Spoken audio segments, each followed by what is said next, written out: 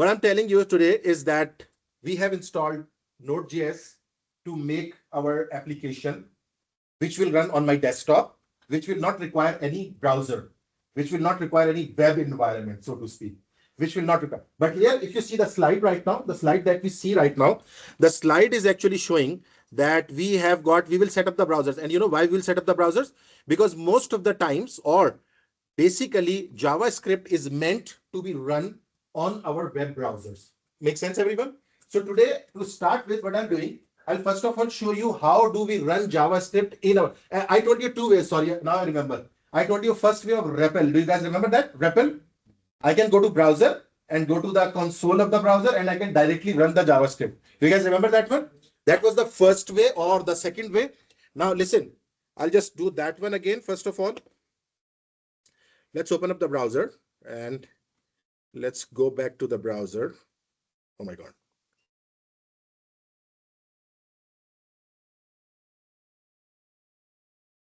Where are you? Just come out. Okay. Yeah. Okay. So yeah, first thing that I told you, that if I go to inspector and I can go to the console, I can go to the console over here and I can run my JavaScript. Remember everyone? Console.log hello Conestoga.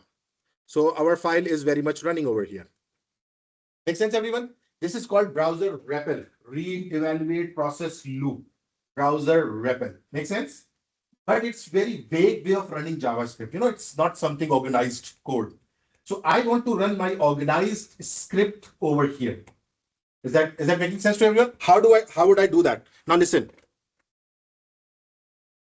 Okay. So if I go back to my Visual Studio Code, where I created my folders, I created one folder for us, if I remember correctly. It was winter 2025. Was it section 2, right? You are section 1? Okay, no problem. We can create a folder here, no worries. I create a folder and I'll call it section 1. And please remember, do you guys remember that no space should be there in the name of the folder? You guys remember when you were cding into the folder, it was creating a whole lot of problems. So never give a space. Do you see that I have given that section 1 and section 2 without any space, right? So I'm opening up my section 1 page, select folder. And now see here, in my section 1 folder, I'll first create a folder, remember, and I'll call it scripts. And I'll create a file over here as well. And I'll call it index.html. Sorry. I'll create another file and I'll call it index.html. That we did yesterday as well. So now, this script file, remember that in the script, sorry, it has created index.html inside that one. You know, how can we save that from that one? A little shortcut here. If I just do that, you know, if I just create something, right click, and I want to create it on the main folder, first of all, you know, come to that folder and click on over here and it should run. Oh, it's still making there. Wonderful. Why it is doing that? Close it, then you do it. Sorry? You close that file. I'll do another thing. What I'll do is that instead of opening this folder, I'll go to my winter 25 folder and I'll open that. You know, let's see that. So now this is our folder. And here, this is my section 1 folder, right? In section 1 folder, I want to create a new file. So I'll just directly click on section 1, right? You can directly click over here. So index.html for my section 1, right? So it should create that one. And I just remove, it's here. And now listen, what I'll do in scripts, I'll create another file. I'll just go there and I'll say script.js. Now look at the folder right now. And I'll remove rest of the things, you know, so that it does not confuse you anything. I'm just removing section 2 and removing this index.html because, you know, we don't need that. Now see here, this should be my folder now. Section 1, it has a scripts folder, and index.html. Make sense, everyone? Now let's create our HTML page. You know, the shortcut to create the HTML page is what? Oh, I'm doing the script. So let's do that. It's sign of exclamation. You know, Emmet abbreviations, they are called. And all that magic that we were doing yesterday, last class, it was all because of Emmet abbreviations. These are the Emmet abbreviations. Anyhow, we have created the folder. Now listen, how would I connect this file? I would come just before the end of the body and I would write script and select the last one, script src. Everyone please follow along, script src. And here what I'll do, I'll hit a dot forward slash. So do you see that I have got the scripts folder here? I'll click on that and I'll click script.js. This way I have connected my script file to HTML file. Make sense, everyone? Now, there is nothing in script. I'll come in script and I'll do the same thing. Console.log, hello Conestoga. Another console.log. And I would say something else. Now I've got these two scripts, those two scripts. Now listen, if I have connected this file properly with my index.html and I run my index.html like this, if I run this like this, look at that. Nothing is shown, of course. Why? Because I've not given anything on the main screen. Rather, if I go to the inspector and I show you the console, look at that. When I show you the console, do you find these two lines over here? Everyone sees that? So actually, since I've done just the consoling, so it's consoling over here. Don't worry about that. We'll write some JavaScript that will do the main page changings. Make sense, everyone? So right now what we have done, we have just written out to console.log. So do you see the output over here? Hello Conestoga and something else. And now listen, where this output is coming from? It is coming from script.js line number 1. It is coming from script.js line number 2. Is that making sense to everyone? So what has happened? We have run JavaScript through Node.js for our machine. We have run JavaScript as a REPL. REPL was browser's REPL. I can go to browser and just in time I can run some JavaScript and quickly check how it is behaving. And third way, I can run this application, this JavaScript script with my what? With my website. And now, did you guys see that everyone is able to see this message in the box, like in the console? I need response from everyone. Yeah. Everyone good? Wonderful. Now listen, there is one last thing remaining where I will take you and I'll tell you that you can run another place same. It's not something you should be too much worried about. This is something you should know about. Now listen, do you guys remember we opened up our terminal yesterday?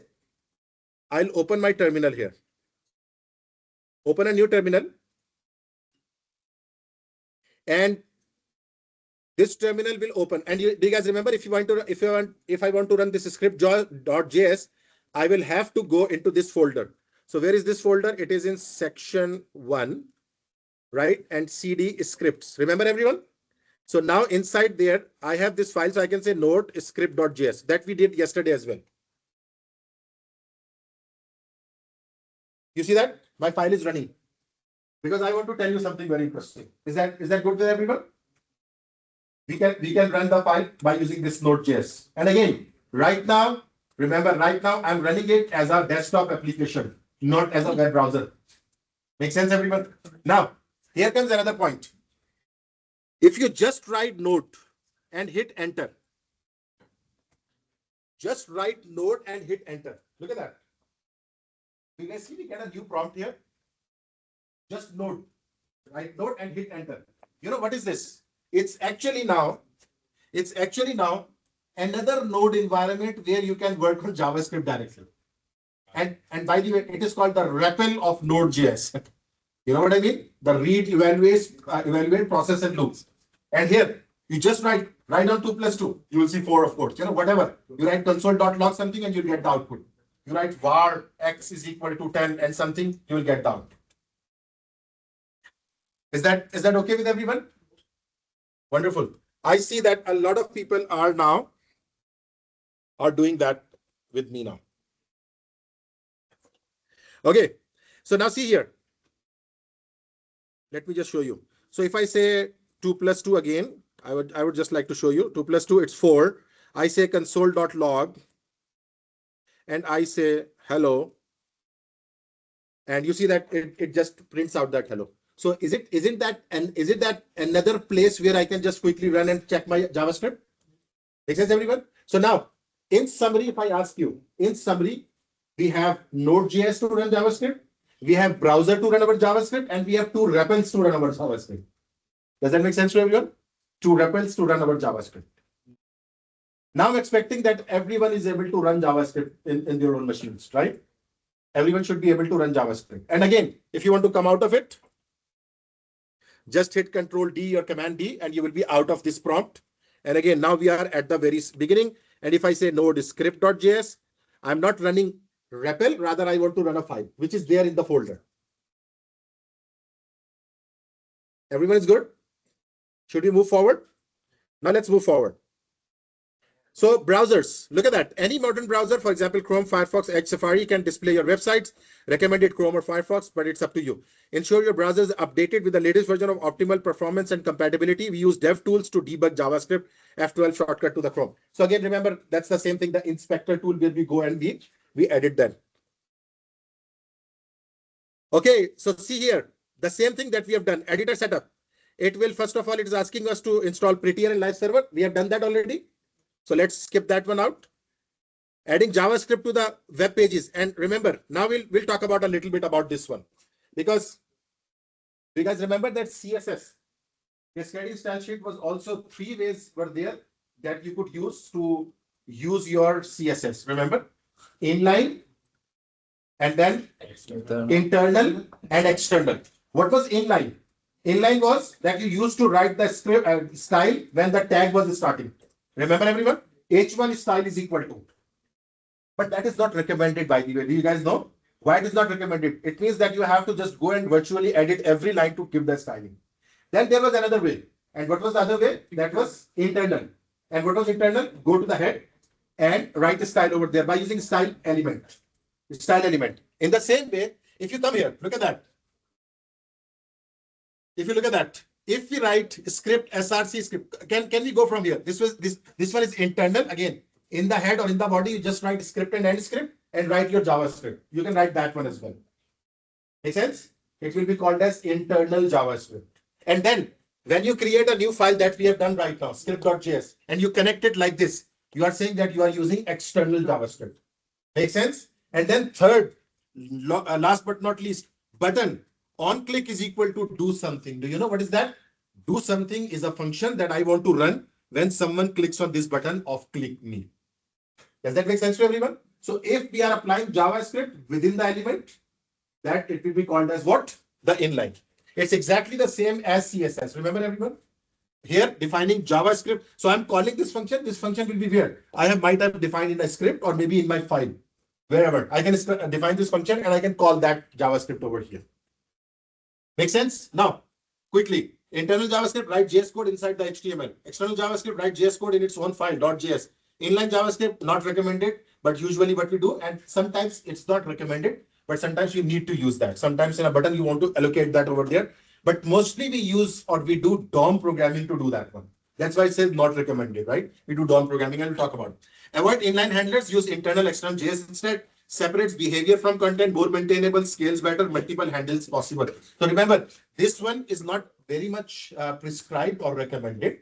But let me tell you, it's not something which is obsolete or not allowed.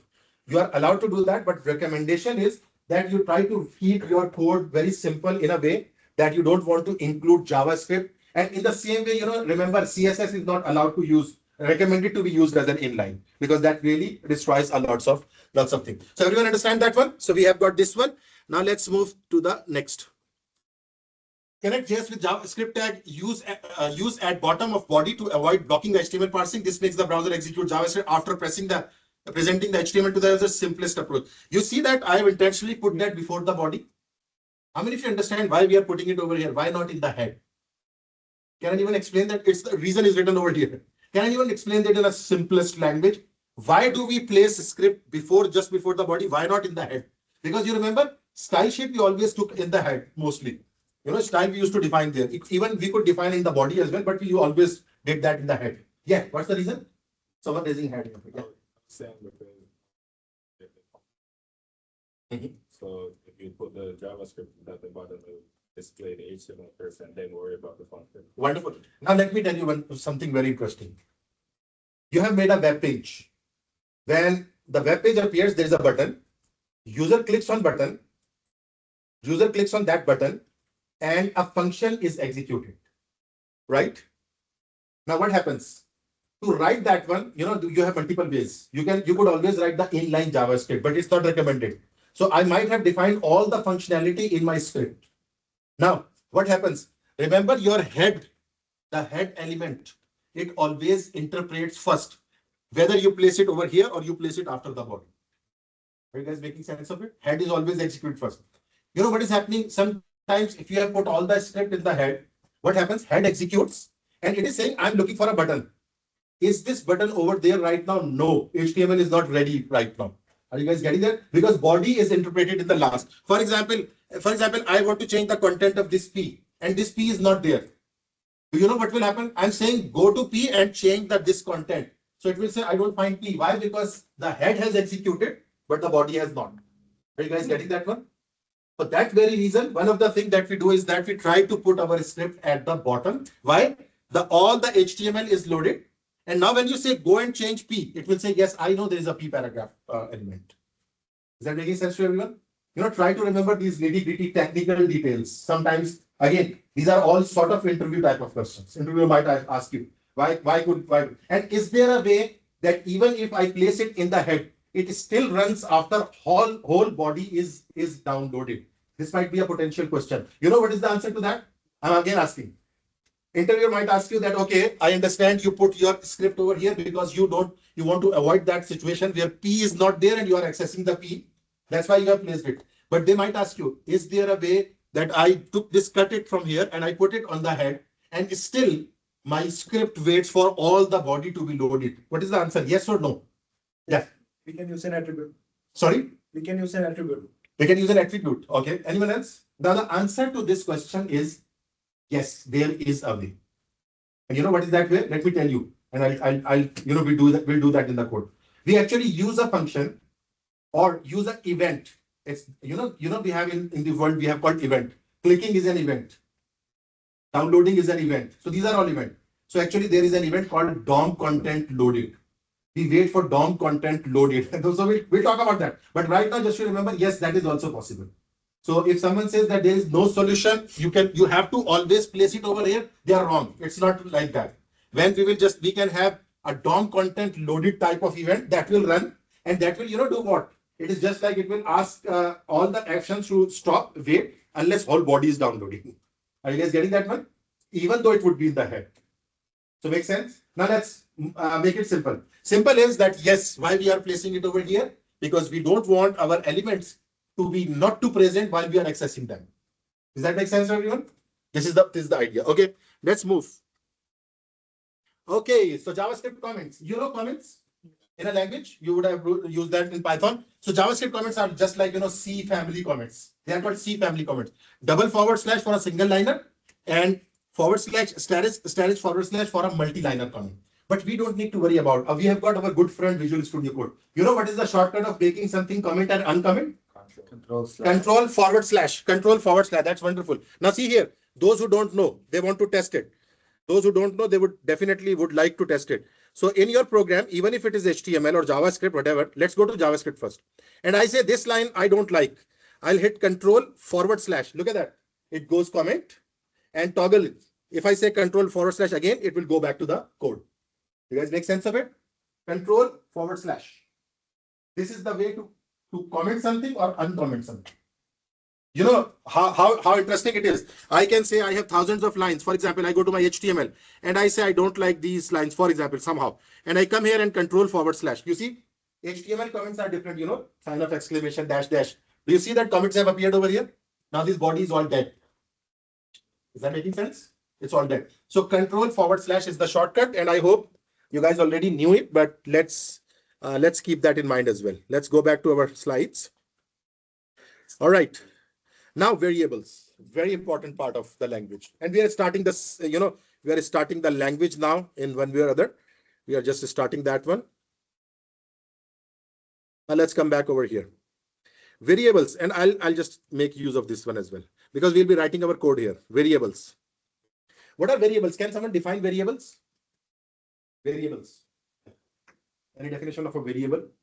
Did you see variables in Python? Yes. What is variable definition? Variable is basically which stores the value. something that stores the value, and as its name suggests, that variates. Sometimes you have something into that. It's, for example, it's exactly the same. For example, I say, all of you consider 10, and then I say, just change it to 12. So you, as a human, you will be trying to remember that, okay, 10, you have that capability to do that. But in computer, if you want to say store one number, store second number, for example, you will have to define a space over there. So in computer, the space that is allocated to keep the variating values is called a variable. Does that make sense? And primarily, or legacy way of people using these variables is that they use like X and Y and Z they start. Variable usually starts with X. There is no hard and fast. But variable naming has some rules. Do you guys know the variable naming rules generally? First rule, without looking at the slides, I'm just telling you. First rule, never give space in your variable. Right? And rather, we'll talk about that. Let's first of all look at the theory a little bit, and then we'll talk about this variable. What is a variable? A container for storing values, like a labeled box that holds data, can contain different types of information: numbers, text, true, false, values, booleans, complex data structures. It can store a lot of things. A variable can store a lot of number of things, right? Now let's come back over here. Declaring and initializing variables. There are three ways to declare variables in JavaScript. I would first of all go with the old way, and I'll talk about this. And let's start talking about this one and do something. I'll just close that. Look at that. So one way of defining variables in JavaScript is you just write var, and you give the variable and you give the value. In the same way, you can just do like this. Var name is equal to var age is equal to var. Var, as its name suggests, variable. It's basically short form of variable. So var a, var age, var name. Interestingly, how did you define variables in Python? Just give the name and do that, remember? But you are about to encounter C#, where you might have just already started programming. There you have to mention int. Is that right? Yes. Int or string or float or double, whatever. You remember, everyone? JavaScript, in that family of C, is the most lenient of all. It says, don't worry about the data type. You just write a var and define a variable and store something into it. Make sense, everyone? And that is the legacy way of JavaScript. Legacy way means JavaScript used to have that one. But most of the people will just say, okay, var was the old way, let is the new way. That's not only the end of the situation. There is a subtle difference between these two. And I'll tell you that difference. A lot of people will say, you see that in the slides as well. They say it's the legacy way or the old way, and the let is the new or the modern way. That's not the end of the story. There is a change, there is a difference, and I'll talk about that difference. So I can define variable by using var, or I can define variables by using let. So I can say let student, or let's say let last name. And now here comes the something that I will discuss right now. There are naming conventions different. Whenever you have to define two words together, there are different naming conventions. Have you guys heard about camel case? If you have not heard, no problems. Listen, if I have to write a variable last name, so there are multiple ways I can write last name. So I'll write last, N capital A N M E. And I say, for example, John Doe for Doe, this one. Do you see what I've done? When I had to combine two words, I made the first word started with a small letter, and every next word I will start with a capital letter. Are you guys getting that one? How would I write date of birth? So I say let date of birth is equal to, it can be something, whatever. 12,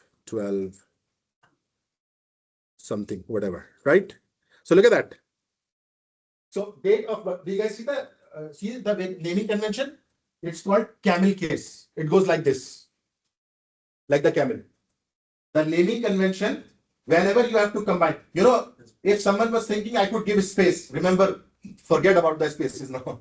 Never give space in the name of the function, name of the variables, never. So do you guys understand this one, camel case? Here I would like to talk about some other programming, naming conventions, if you have not heard about them. So I'll come here and I'll write them over here. First is called, look at that. First is called, for example, camel case. So I'll write here. Camel case is like this. Camel case. And what is the other one? Look at that. The other one is called Pascal case. Pascal case is just like that. Every word's first letter should be capital. It's called Pascal case. Make sense, everyone? Then there are others as well. There is one called snake case. And what is a snake case? Every letter is small, but make an underscore there. It's called a snake case. Make sense, everyone? And then there is another interesting one, those who know about that. Kebab case. This is kebab case. You know what is that? It's actually putting a dash in between, minus. Sir, Yeah. kebab. I don't think it's dash in the comparables. We can. And let me tell you an example. Do you guys remember when you were working in CSS? How do you write background color? Background dash color. Do you remember? Yeah. So CSS uses that kebab type case. You are right. In the name of the variable, usually we say that we do not use that one. Specifically in JavaScript, what we do is JavaScript highly likely is always using what? Camel casing. In JavaScript, when you are defined, did you see that last slide? Did anyone remember which case was used over here? I'll show you. Not here. Here. Do you see that? Do you understand that this was basically this was the name of the function in JavaScript? Do you see which scheme is used over here? D is small and S is capital, because these are two words. So small. So which naming convention is used here? The camel case. Make sense, everyone? So again, after telling you all that, this kebab case is also used in certain situations. Your CSS uses this naming convention. Background dash, font dash size. Remember? Text dash decoration. Text dash decoration. So dashes were used over there. Now just for your interest, I'm about to tell you something very interesting. When we will move to React. Now remember this, and I will ask this question on the day when we'll discuss React. When we'll jump to React, this naming convention of CSS from the dashes will be changed to the camel case. Just remember this right now. In React, the CSS naming convention is changed. And I'll tell you over there. Don't worry about that. But right now, just remember, yes, CSS uses that dashes. So anyhow, let's move and let's talk about that var that we were talking about. So one way of defining is var, which they say it's an old way, not recommended, can lead to unexpected behavior. Now I'll tell you what is that unexpected behavior, why they are so hard on this variable or var. I personally might use that a lot of times. Why? Because, and that's why I'll just tell you. But let's first of all see that. Then we have a let, which is called modern way or recommended. But more than modern way, if you want to remember that what is this way, it is called ES5, ES6. JavaScript has a ES. Let me just tell you. ECMAScript. Let me just tell you. It's basically ES5 and ES6, and I would like to show you that.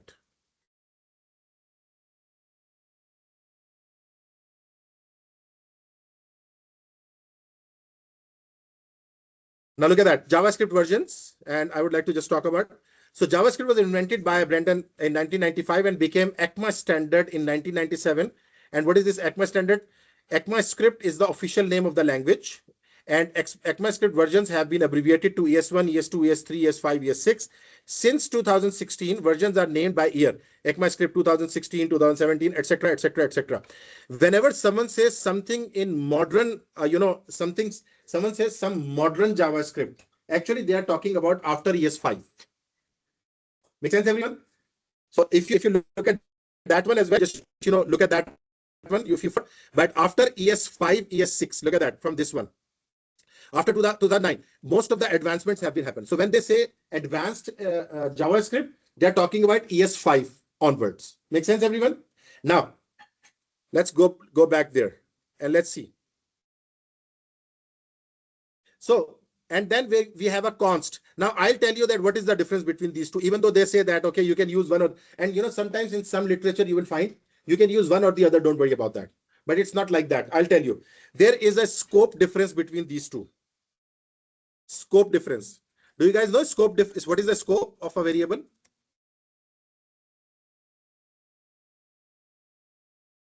Do you guys know what is the scope of a variable? Scope. Do you understand what is scope? Sorry? A global and local. I'll ask you, I'll give you a very interesting, simple example. Do you know this desk, if I talk about this bench or whatever is being made, Do you know it's basically just specifically for this room? Make sense, everyone? But there might be, for example, if I talk about this chair might be available anywhere in the outside the building, anywhere it is accessible. So we'll say chair is basically globally available anywhere. While as, for example, let's talk about this machine or this particular furniture. This is specifically for this room. So it's called global or local scope. So which block some variable is visible or alive? It is called the life or the scope of that variable. Are you guys getting that one? If there is a variable that is visible in whole program, as he said, it will be called as global variable. And if it is a variable that is only available in a particular place, it will be called as local variable for that particular area.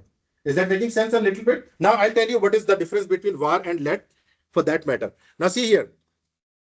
If I come here and I comment this out, and I'll show you some code here. If again, we have not discussed this and don't worry about that. I'm just making a function here, function. And I just making a function, for example, let's make a greet function as it's suggesting. There is a function called greet, right? And I have defined let name is equal to, like, let's take this one. And I have defined, for example, yeah, let's take this one, console.log, and I print name. So again, don't worry about that, how to do the functions, and I'll run all the functions and I'll tell you that how to do that. But right now, this is one function that is typically running over here, right? So this let, I have used the let over here. See, whenever we define something with the let, it actually has a scope of that particular block only. It is not visible outside of that block. Are you guys getting that one? Outside of that block, it is not available. Now, what does that mean? If I come over here and in this function, if I just make another interesting thing, I say, for example, let's do something else. I say var age equal to 20, and I create if age is greater than 18, right? And I come here and I just write console.log, you're an adult, something like that, and else you are a minor, for example. See here. So I have created, a variable, a var over here, and basically it's basically going like that one. Now, if I just come here in this block and I say let message is equal to you are an adult, for example. Make sense, everyone? I've just defined a variable let message is equal to, and it's basically what I do is that I print this message over here.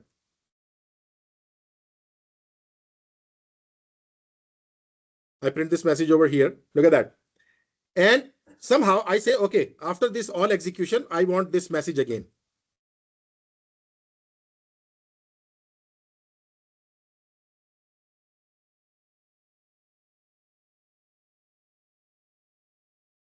Okay, and now if I run this program, for example, to run means I will call this function. First of all, I'll say greet. Sorry. Oh, I spelled it wrong, right? So anyhow, let's run this one and see what is happening. So I have a function, and don't worry about that function, the syntax, everything. I'll just talk about everything at all. Don't worry. If I run that one, look at that. I get an error. And look at that. What is the error? Can you guys read the error? It says message is not defined. You guys see that? Message is not defined. And you know what is happening actually? The message variable that I defined. Do you guys see that? Where is that? And you know this blocks of, and again, those who are coming from Python, you might be wondering about this one. These are called blocks of statements. You see that block of statement? When you start a curly bracket and a curly bracket, it's basically, it marks a block of statement. So you see that this let message was defined inside this block. Sorry. Yes, this message has become a local variable for this particular box. And only from this line to this line. Are you guys getting that one? On the other hand, if there was a var, for example, if I define even a var over here, and I just come here and I say var x is equal to 10. And I, for example, I would like to print this x is equal to 10 or x over here. Look at that. And I'll show you the output, the complete output. Okay. So look at that. Do you guys see that? What is that? What is that? Do you get the x is equal to 10? Is that printing the x there? So now listen, and just remember that one, and I'll just continue from here. X has a function level scope. Whenever x is defined, it has a function level scope. Whatever function will define it, it will be available in all the function. Are you guys getting that one? While as on the other hand, let has it's called block level scope. Did you understand the block?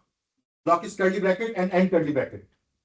So in other words, for this function, we can say var, when it is defined, it will be available everywhere in the function, and let it will be only available in the block where you have defined it. Are you guys getting that one? So I just told you, this simple analogy behind that one. Sometimes people say we can use one or the other. Yes, we can use one or the other, but remember the scope wise, it's very different. Sometimes you want to use some let, for example, outside of that block, you won't be able to use that. Is that making sense to everyone? Now let's do it. Yeah. So in general, var is better to use, or I would say not var is better to use. Var is something that I would just say that yes, it is sometimes in certain situations it's better to use, because let will just bound you in a particular block. so depends on what you Depends upon your needs. Yes, depends upon your needs. Very right. Right. So it depends upon your needs. All right. So this is basically something that I wanted to just tell you, that the difference. And what about the const? Const is very simple. Const is something that cannot be changed, and it has a scope of let. Remember, const also is a block level scope. Now, what do you think? If I define this const age over here, will I be able to access this const over here, like the age? If I want to print it over here. Look at that. Just look at it carefully and then tell me that whether I'll be able to access this over here or not. Yes, I would be yes. Why? Because this const is having this scope.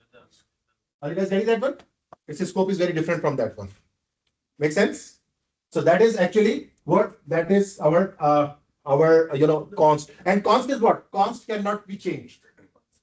Constant, the constant value cannot be changed. If you define something as a const, it cannot change the value. Make sense, everyone? Right? So that is typically the const. Let's move and let's do some of the other things. And again, just don't worry about this function syntax and a lot of things. I'll be discussing all of them. I was just giving you a little bit of understanding of that that scope thing. Let's move to the next one. Data types. Now here, we talk about the data types. In JavaScript, even though we do not define a data type, but there are certain predefined data types in JavaScript. And what are those certain predefined data types? One of them is numbers, the other is strings, and then booleans, then arrays, and then objects. What is that? Number. Number can contain any type of number. You can have a whole number, integer, or you can have a floating point number. Remember, in C language or C++ or C#, you will have to show double or float for the floating point number. But here you can use numbers, and even you will be thinking that we are not basically supposed to give anything. So why we are worried about? Remember that if you want to check what is the data type of it, you can always check it. And if you check the data type of this variable or this variable, you will always get what? Number. The data type will be number. And I'll show it to you because there is an operator that we can use. Strings. Strings can be of multiple types in JavaScript. Double quotation is also considered as a string, or single quotation is also considered as a string. Both of them are considered as a string. Then we have the Boolean value, true and false. These are also same as we have just discussed. Then we have arrays, like colors equal to. Have you guys studied the list in Python? Same list, 0 index, 1 index, 2 index, right? We can access that. 0th index, 1 index, 2 index, 3 index, 4 index. Index always starts with what? 0, and it goes up to so on. So we can just print that, and we can just access particular one value from that one by using indexes. Now here, this is called object data type. This is very important, and I would like you to just have a look at it. And I think you have used that in Python as well. Yes. So what is that? Curly brackets. Sorry, Dictionary. it's a dictionary. So curly brackets. Then we have what? Index and value, key value.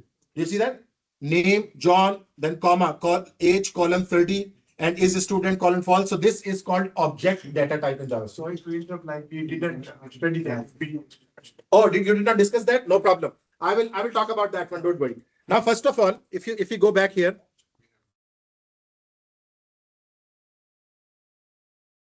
now see here, if I define let x is equal to, rather I say let x. Look at that. Now JavaScript is so friendly. If you define a variable, whatever data type you store in it, it becomes its own data type. Are you guys getting that one? Again, in C#, you have to tell int x. Here, you don't need to tell it int x. You say let x or let y. Now, if I say x is equal to 10, I can even say x is equal to hello. Are you guys getting that one? Now, how would we know what is the data type of variable? There is an operator that we can use. So now let's come back over here. Write down console.log and write type of x. In the same way, console.log type of x. Now, make sense, everyone? Now let's run this program.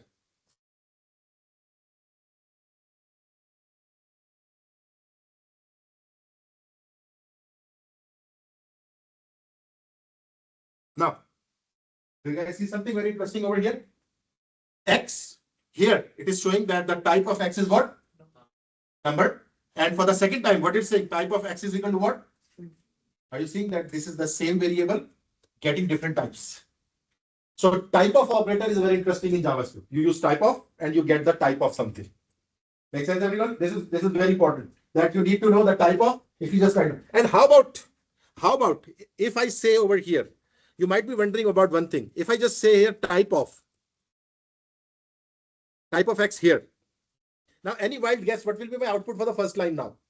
Line number 35. What will be my output? Sorry? Null. Okay, wonderful. Anyone else? Do you see that these two outputs are here? This is type of his number and then this is string. Here I have defined, like I've just given x, but I've not given any value to this one. What will be data type? It will be undefined. It would be undefined. Do you see when you write JavaScript line and you click hit enter, it comes undefined something? Sometimes you write that. So look at that. If I run this one.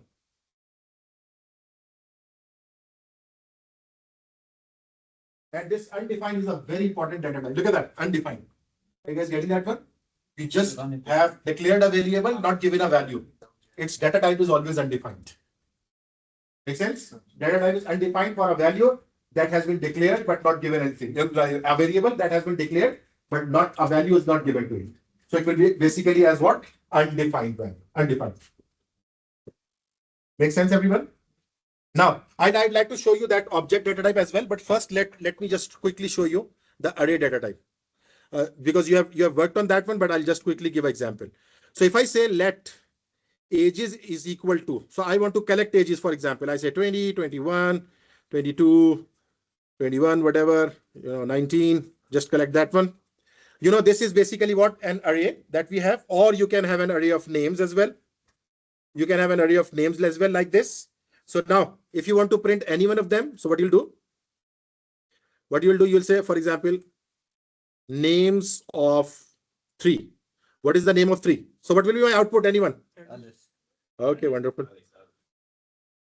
Let's see, Alice. So why? Because it starts with what? 0. And you can just go up to so on.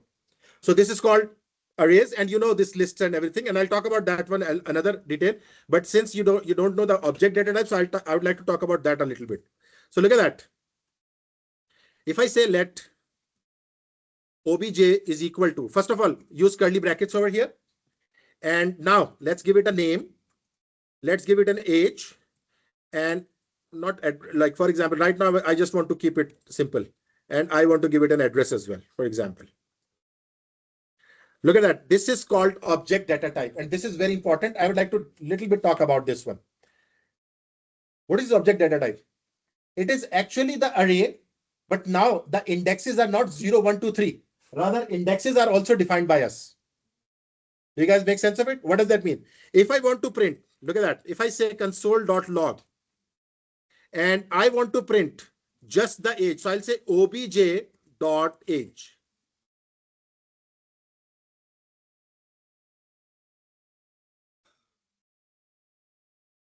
Look at that. You can see that I just take out the age out of it. So now we are like, first of all, there are two methods of accessing this one. The first method is by using dot operator. So I can access the other one. So if I say obj.address, tell me the address of this one. This is first way, and this is called dot notation. Now, this is very interesting. Look at that. Age will come and address will come. This notation is actually called, I'll write it over here. This notation is actually called dot notation of accessing object values. Make sense? And there is an array notation as well. How to do that? I'll comment it and I'll do it over here.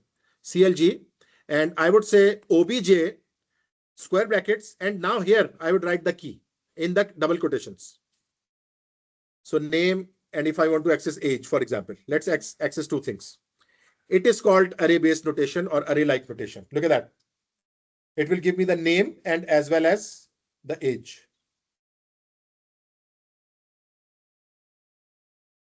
Is it good with everyone? Are you guys getting that? How to access the object data?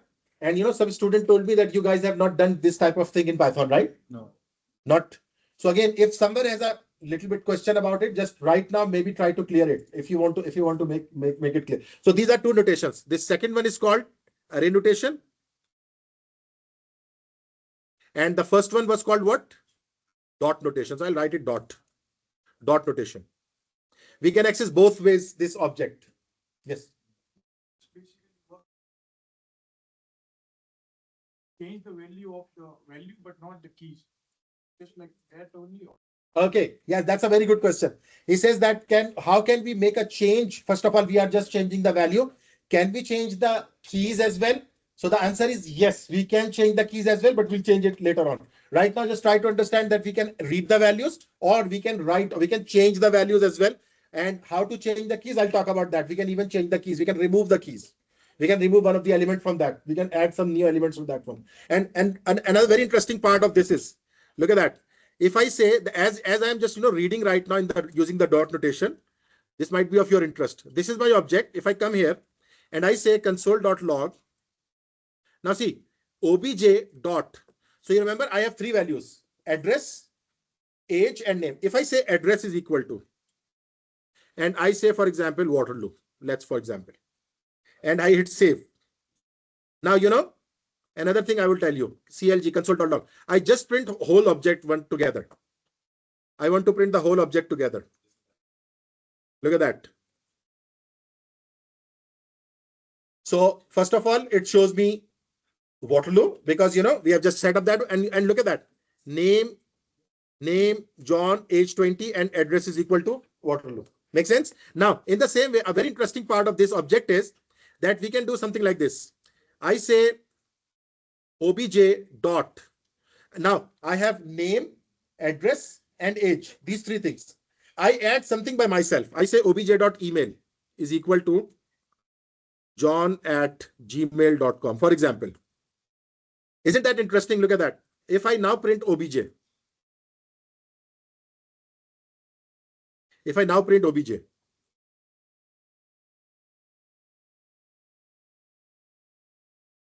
you guys see that? That's it. Yes.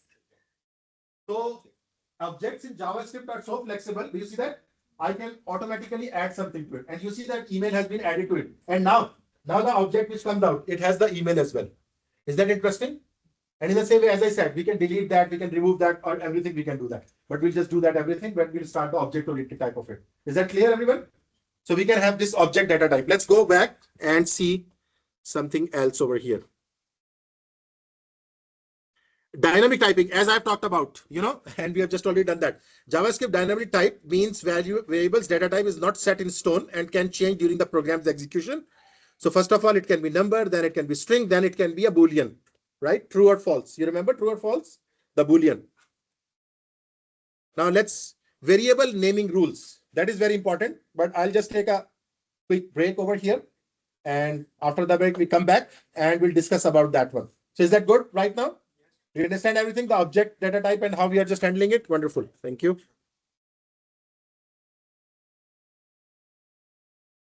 Um, 10 to 15 minutes, 10 minutes rather.